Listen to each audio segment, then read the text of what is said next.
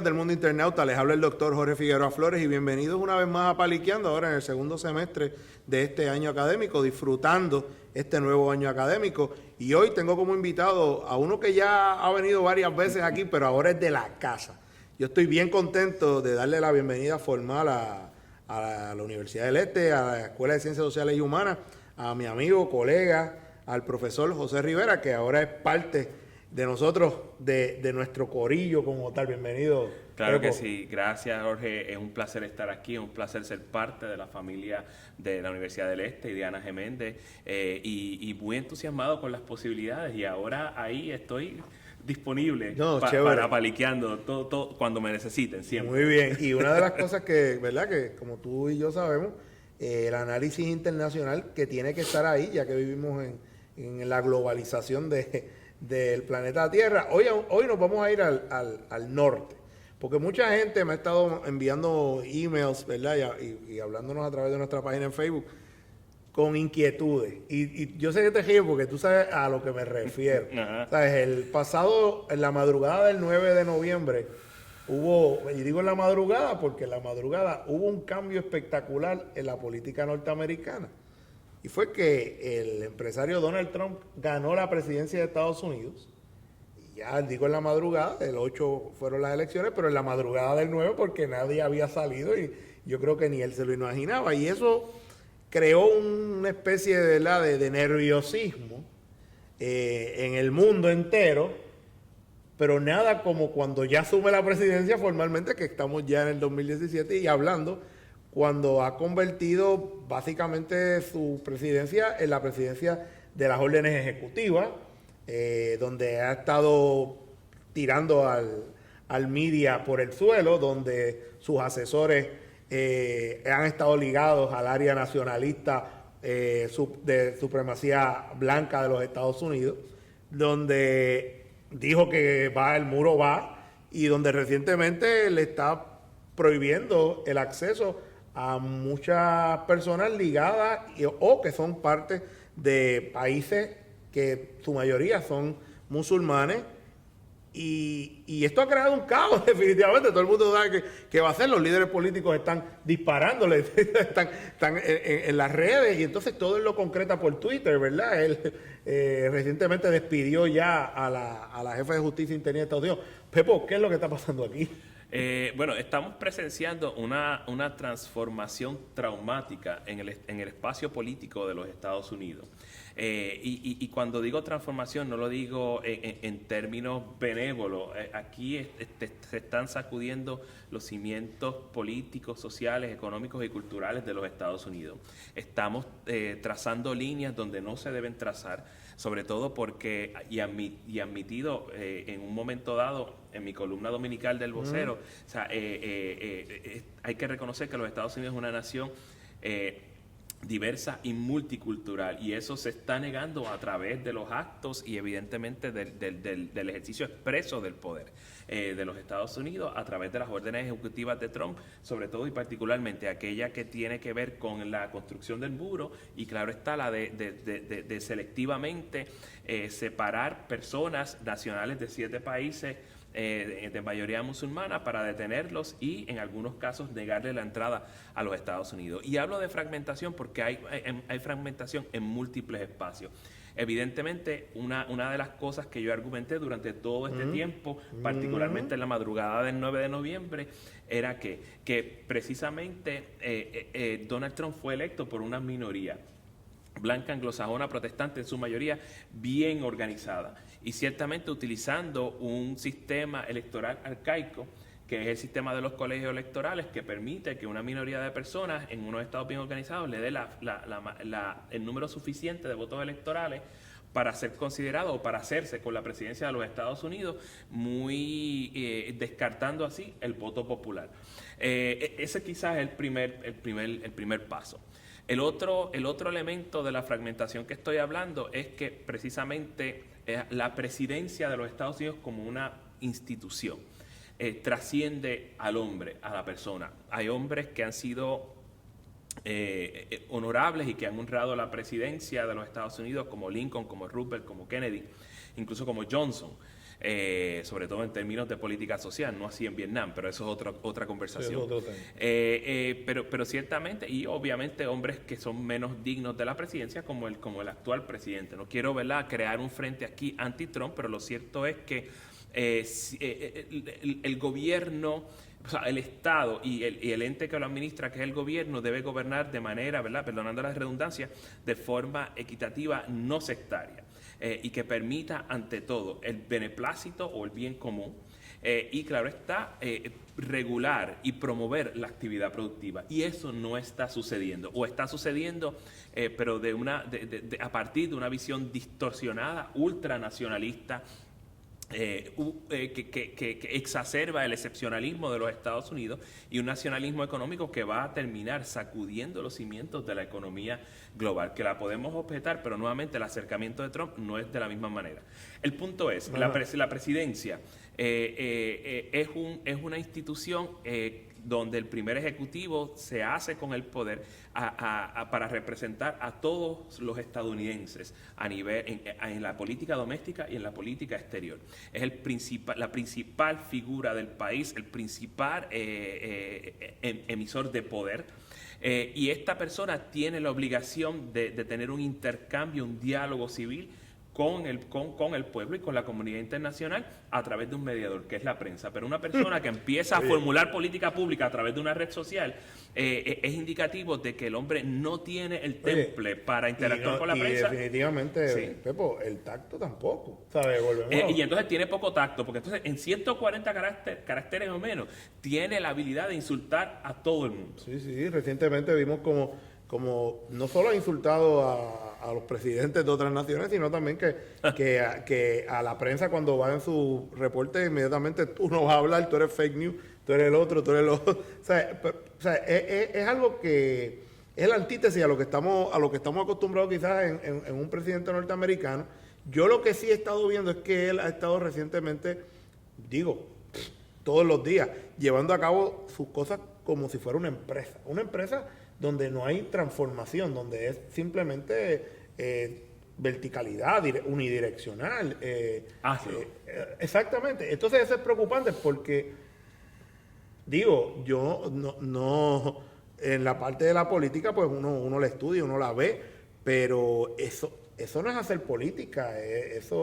La mano dura norteamericana yo no la había visto de esa manera, y yo creo que el mundo tampoco la había presenciado. Yo creo que es preocupante incluso ver cómo es que llega Trump al poder, porque sí, se escucha mucho del white trash americano, y eso son unas connotaciones también racistas y discriminatorias, pero yo creo que realmente ellos llegan al poder, y llega al poder por el sistema arcaico que tiene los Estados Unidos, que tiene que ser mejorado dramáticamente, y también por la buena campaña que hicieron en esos lugares, a diferencia de Hillary Clinton. Sí, así es. De hecho, yo creo que uno de los problemas principales es el sistema de colegios electorales. Creo que es arcaico y creo que niega lo que llama Rousseau la voluntad general.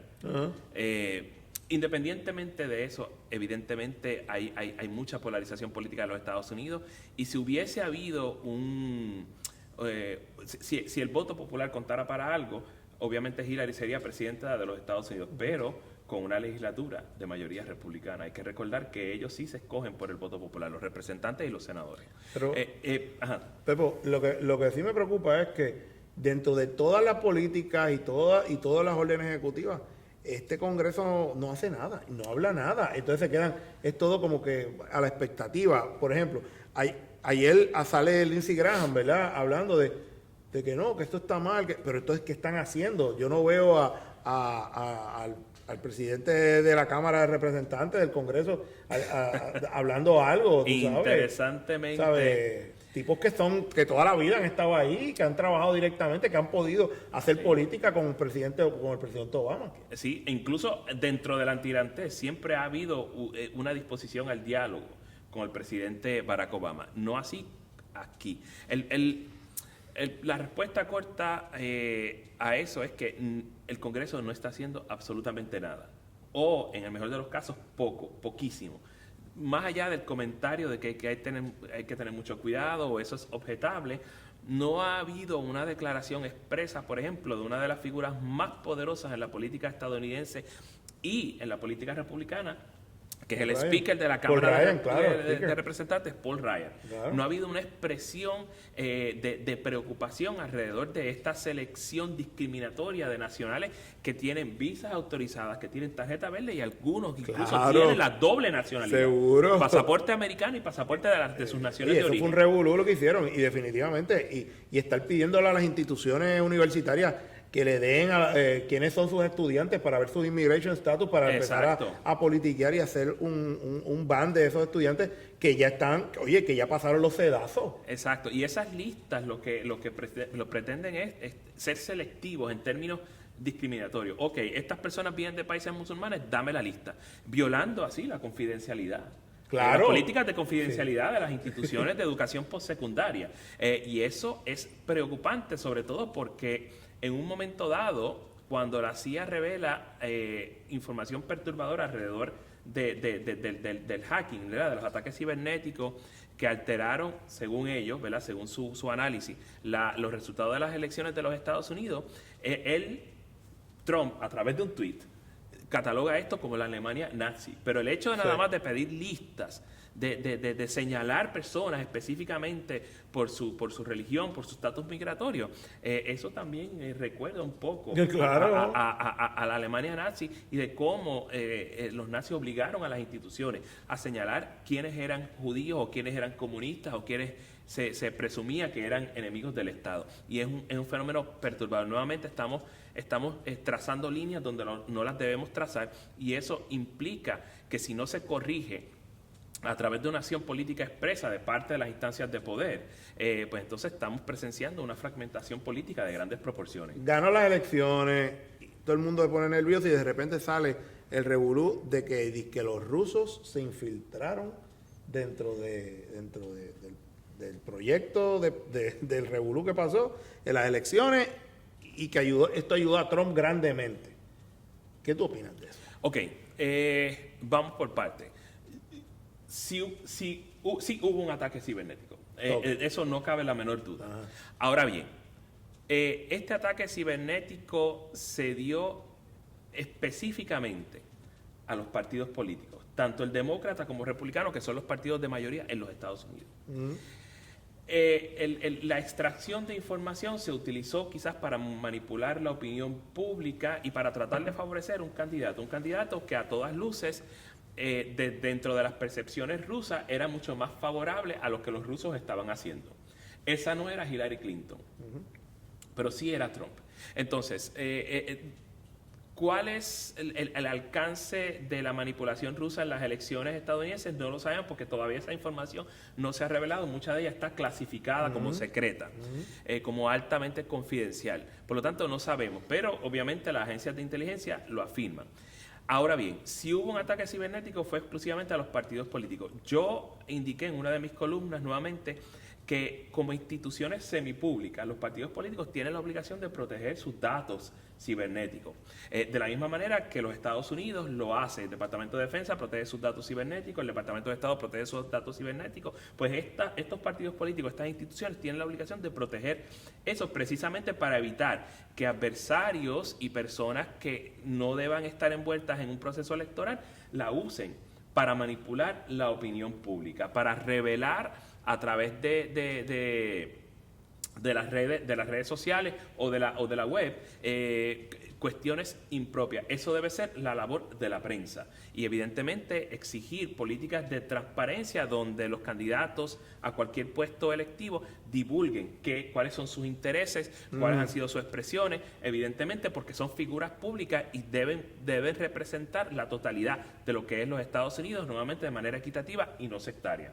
Pero no debe...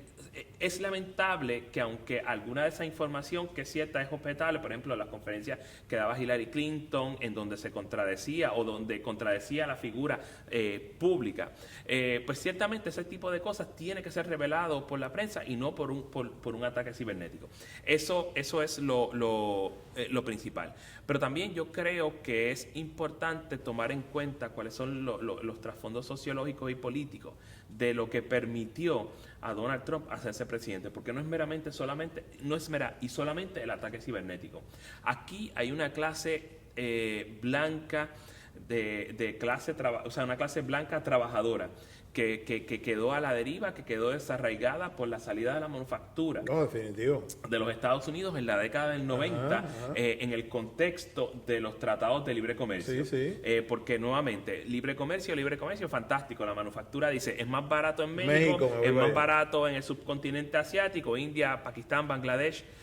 Pues entonces me voy para allá. Y entonces no se articuló, no se formuló políticas que pudieran soliviantar o aliviar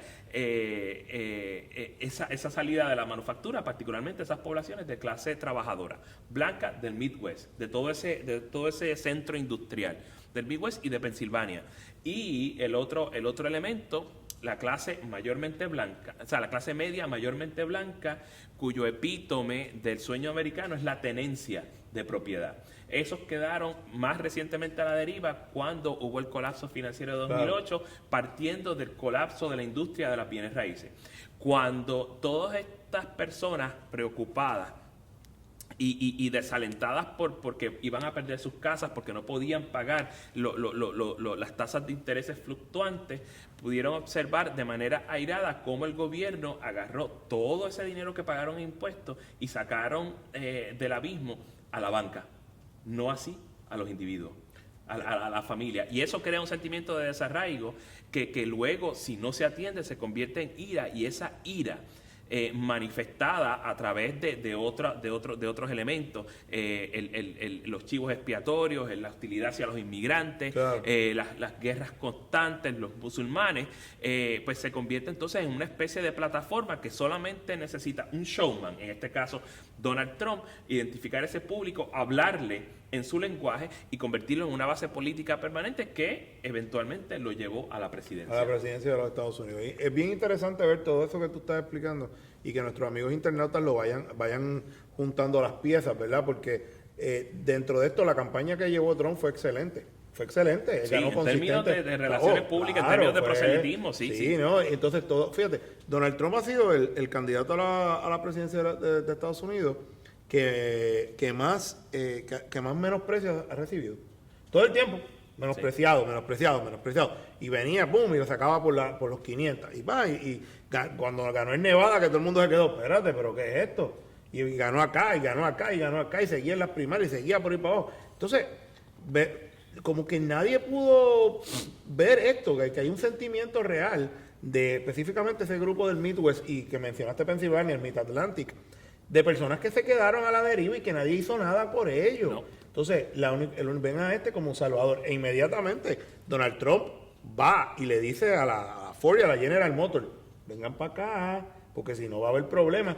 Se reúnen con ellos y ya la política de Trump, more jobs, más trabajo, más esto. Él todo el tiempo se está concentrando en esa área de la manufactura. El problema de todo esto es que entonces va a crear una política nacionalista total económica. Y entonces, esas áreas, esas raíces que ya se han tirado, va a crear declives en otros países automáticamente. Sí, absolutamente. Si la manufactura automotriz sale de México, va a crear problemas en México. Evidentemente, también va a crear problemas en los Estados Unidos porque, nuevamente, yo creo que hay que tomar en consideración dos cosas. Primero que todo, la economía estadounidense se está moviendo mayormente hacia los servicios. Para empezar, la manufactura está presente, pero en menor medida. Y creo que se circunscribe principalmente a la pequeña y mediana empresa. para productos específicos. Pero lo otro es, toda esa clase trabajadora, mucha de ella no diestra, que está empezando, que constituye la base política de Trump y que tiene expectativas alrededor del regreso de la manufactura de los Estados Unidos, se puede encontrar con una sorpresa enorme. Primero que todo, la manufactura ha evolucionado en los últimos 25 años y la automatización es casi total. Por lo tanto, ese empleado del piso de la fábrica tiene que tener por lo menos unas destrezas tecnológicas que quizá esa manufactura, esa clase trabajadora no tiene. Ajá. Y entonces, ¿qué hacemos? Les damos las destrezas, están en condiciones de adquirir esas destrezas. También. Pero también, ¿cuáles son las condiciones sobre las cuales esa manufactura va a regresar? Y eso es lo que me preocupa principalmente, porque no es meramente crear incentivos contributivos para atraer esa manufactura, es toda la logística de atraer esa manufactura, pero particularmente, ¿cuál va a ser el criterio para hacer la manufactura competitiva en los Estados Unidos? ¿Vas a subvertir la legislación laboral? ¿Vas a eliminar la legislación que garantiza un salario mínimo? Porque entonces va a tener que ser así. O sea, tiene que ser una combinación de elementos. Si se va a subvertir la legislación laboral, estamos hablando entonces de echar a un lado décadas de legislación laboral que protege al trabajador estadounidense contra las arbitrariedades del patrono. Quiero recordarte que estamos, amiga, hablando de un presidente que nunca dio a conocer sus estados financieros. Así es. Que no se sabe, que ahora mismo con ese ban que vamos a hablar ya mismo de migrantes que vengan acá, específicamente de países que son musulmanes, países musulmanes, y que él abiertamente ha hablado de sectar a esas personas que vienen de esos países. Antes de llegar ahí, tenemos que hablar definitivamente de México, ¿verdad? Porque sí, absolutamente. México cae en un esto protagónico dentro de la política de Trump. Quiero recordar que cuando Trump empieza sus campañas, hace ya 2 años atrás, lo primero que dice es que él piensa construir un muro entre Estados Unidos y México. Tú sabes, y eso a mucha gente le llamó la atención, ¿verdad? Porque siguiendo el patrón israelita de crear el wall, ¿verdad? Igual que está construido allá en Israel, con otra noción también. Claro. Él quiere crear un wall basándose en el problema de seguridad nacional que existe y el problema de trasiego de drogas y todo esto, pero de una forma como lo percibió y como él abiertamente lo dijo en sus tweets y en su forma de ser. Claro. De una manera discriminatoria totalmente, ¿verdad? Contra el migrante y el migrante indocumentado. Entonces, aquí crea la orden ejecutiva ¿verdad? Para crear este muro y crea un revolú mundial, específicamente el presidente de México, y me tengo que reír porque el presidente tiene 13%, de 12% tenía hasta los otros días. Yo creo que subió 1% más cuando dijo que no iba para Estados Unidos. Pero Peña Nieto se quedan como que, espérate, este es mi aliado de toda la vida. Solamente peleé con ellos en la guerra aquella donde me quitaron California, México, 1845, sí. Texas, eso, y que me la quitaron. Y entonces he sido socio de ellos en todo, y ahora de repente yo no sirvo ya y se acabó. ¿Qué podemos esperar con relación a esa política del muro como tal? Podemos esperar muchas tirantes.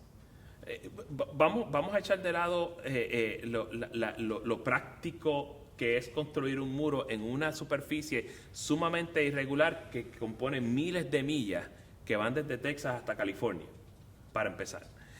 En terreno que no es planicie, que es montañoso, que hay cuerpos de agua, que hay irregularidades en el terreno, y el desembolso de miles de millones de dólares para construir una pared que a todas luces va a ser porosa. ¿Porosa por qué? Porque nuevamente hay maneras y maneras de penetrar los muros. Y quiero aprovechar, disculpa que te interrumpa. Sí, tranquilo. Pero, oye, apoyado ya por el Congreso de Estados Unidos, por Ryan, ahí, no, los chavos los vamos a bregar y los vamos a mandar. Claro. O sea, Entonces, ese desembolso, tomando en cuenta, por ejemplo, que los recursos de agua de la ciudad de Flint, Michigan, están contaminados con plomo y que lo que necesitan son quizás $medio centenar de millones para arreglarlo. pero entonces vamos a dedicar billones de dólares a construir un muro a una nación que para todos los efectos y propósitos es uno de los principales socios comerciales y un vecino amistoso de los Estados Unidos. Entonces, la construcción de la pared que es impráctica, el simbolismo que eso implica, o sea, ya no, los términos de nuestra amistad no son los mismos. Te repudio, te rechazo como vecino, como socio comercial, como una fuente importante de mano de obra, porque hay que decirlo, los inmigrantes se envuelven en actividad productiva que muchos estadounidenses no se envuelven. Ese muro, los mexicanos... Ese muro lo van a construir ellos. Exacto. Ahí está la cosa. El punto es, el trabajo inmigrante mexicano principalmente, estas son las personas que cuidan los patios, que pintan las casas, que sellan los techos, que cuidan los enfermos, que les limpian sus traseros, ¿verdad? En condiciones crónicas, que cuidan los niños. Los niños estadounidenses hablan español porque sus nanas están 24/7 con ellos. Que recogen las cosechas, todos los vegetales que uno consume en las ensaladas que Estados Unidos son recogidos probablemente por mano de obra inmigrante. Y eso, pues entonces puede crear un problema enorme, enormísimo. Aparte de eso, las remesas que constituyen, por eso es que también no hay mucha cooperación en términos fronterizos, porque eso significa un ingreso enorme de billones de dólares a México en remesa, en dinero que envían de los Estados Unidos los inmigrantes a sus familias en México. Pero nuevamente, mucho de ese dinero se utiliza para consumir productos americanos. Y aquí está el problema. Si tú, aparte de imponerle o construir un muro, le impones un arancel, una tarifa de 20% a las exportaciones mexicanas, no hay razón para que México no haga lo mismo a las exportaciones estadounidenses. Estamos hablando de una guerra comercial. Claro, no, ya esto está declarado. A mí me preocupa mucho también porque todo el tiempo se trabaja el tema de inmigrantes ilegales, ¿verdad? Y que esto es para prevención de inmigración ilegal. Entonces se le ha puesto ya un sello al inmigrante ilegal como que es simplemente el mexicano o el latino que es inmigrante ilegal. Yo no he visto nunca que hagan un raid, ¿verdad? Una emboscada, que cojan a inmigrantes ilegales canadienses, como hay montones. Claro. A inmigrantes ilegales australianos, como hay montones. Claro. Inmigrantes ilegales polacos, porque hay montones. Oye, volvemos a lo mismo. Esto es una doble vara sí, absolutamente. Para discriminar contra el latino como tal. Sí, basado en idioma y color de piel.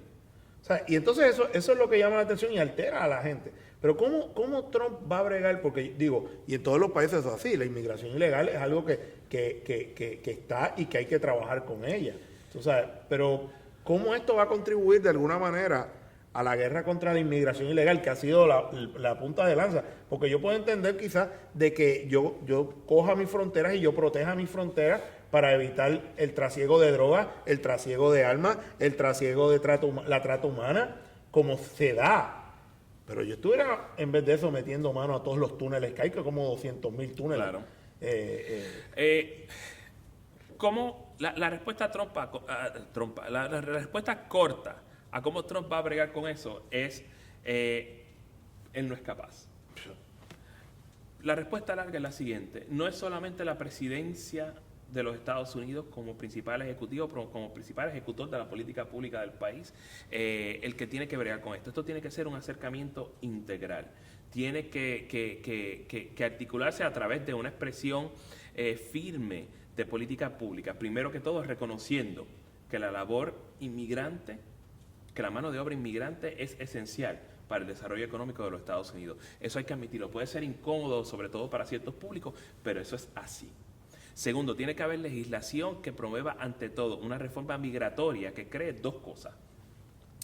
Primero, un programa masivo de trabajadores invitados, lo que se llama en inglés un Guest Worker Program, porque nuevamente la labor temporera, sobre todo en la industria agrícola, es esencial. Y estas personas, ¿verdad?, pueden quedarse en los Estados Unidos trabajando, evidentemente con buena conducta, pueden pagar impuestos, aunque sean trabajadores invitados. Y aquellos que decidan quizás nuevamente quedarse en los Estados Unidos porque perciben más oportunidades, así lo pueden hacer, pueden solicitar quedarse, ¿verdad? Pueden solicitar la residencia legal, quiero decir. Y crear entonces un proceso justo, equitativo, que les provea con el paso del tiempo y evidentemente con buena conducta y el pago de impuestos por la labor que ellos hacen, un camino hacia la naturalización como estadounidense. Pero nuevamente hay que admitir desde la centralidad del poder que los Estados Unidos es una nación diversa, multicultural, que precisa de mano de obra inmigrante, sobre todo con una población que se está geriatrizando, que está envejeciendo. Y evidentemente esta labor productiva es esencial para el desarrollo pleno económico de los Estados Unidos.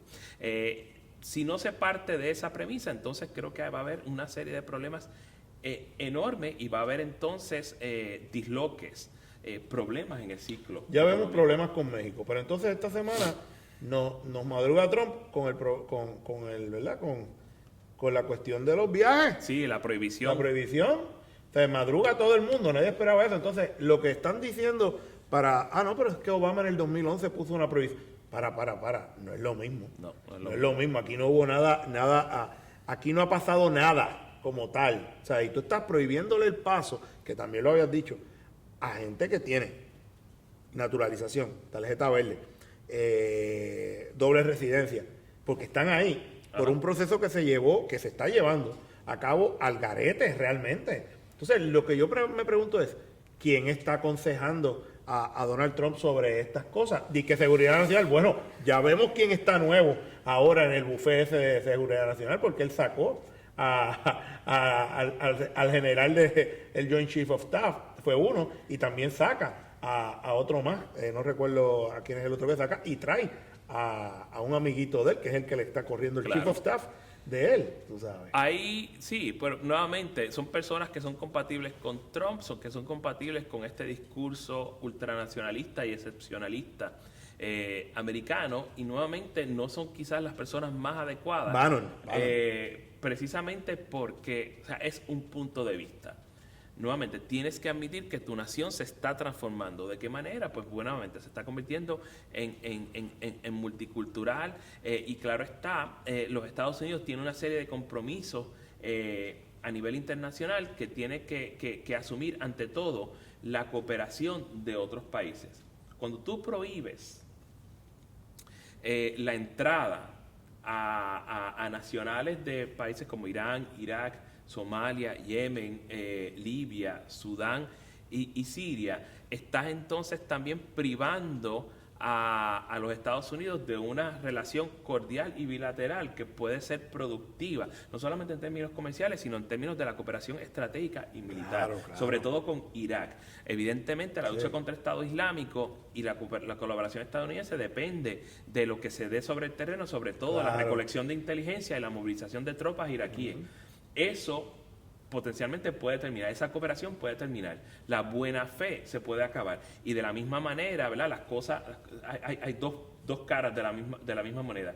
Por lo tanto, de la misma manera que tú prohíbes la entrada de estos nacionales a los Estados Unidos, estas naciones pueden responder de la misma manera. Y lo más increíble es cuando vemos a Trump que en entrevistas anteriores, no, los que sean sirios y cristianos. Claro que sí, pues entonces ahí establece un criterio discriminatorio. Por eso, entonces porque los cristianos sirios han muerto en grandes cantidades. Oye, y los sirios musulmanes no. ¿Sabes? Es que volvemos a lo mismo. ¿A quién están alimentando? Ya la canciller alemana Merkel lo dijo bien claro en estos días.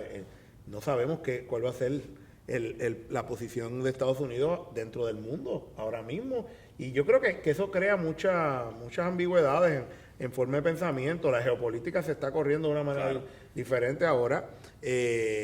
Yo en verdad hay que seguir observando. Muy preocupante este mensaje de segregación, este mensaje que se está llevando a cabo. Yo no sé si él no está viendo televisión para que vea cómo la gente se ha levantado en todos los aeropuertos y cómo están molestos, pero él tiene una persona que habla por él todo el tiempo habla y dice cosas que no son, ¿verdad? Como que esa fue como que el día de cuando juramentó Trump ha sido el que más gente ha visto y que más gente ha ido. no sé en qué planeta estaba, pero estamos hablando de una presidencia que definitivamente nunca habíamos visto algo así. Y es preocupante. Así es, sobre todo, ¿verdad? Cómo se presenta y cómo altera las percepciones. Nuevamente, esa deficiencia tiene que ver también con la hostilidad de los componentes de esta administración, empezando por el presidente, continuando por su secretario de prensa y por su estratega principal, que es Stephen Bannon. Ese mismo. Nuevamente, la hostilidad de la prensa mainstream. No estamos diciendo que la prensa mainstream sea unos santos. No lo son. Y en algunos casos distorsionan los hechos. Pero yo creo que el diálogo mutuo entre la administración y la prensa es necesario. Y dejar entonces que el criterio lo establezcan los receptores, el público en general. Pero tienes que comunicarte con la prensa. Tienes que comunicarte directamente. Twitter no puede ser un instrumento de formulación de política pública y exterior. Exactamente. Bueno, amigos y amigas del mundo internauta, hemos terminado por el día de hoy. Le agradecemos aquí al profesor José Rivera, a Pepo, por haber estado con nosotros. Mano, en verdad, habrá que esperar. Claro que sí, habrá que esperar y hay mucha tela de dónde cortar. Por ahí para abajo. Así que seguimos empaliqueando próximamente. Nos vemos pronto en otro programa más. Les habló el doctor Jorge Figueroa. Nos vemos luego.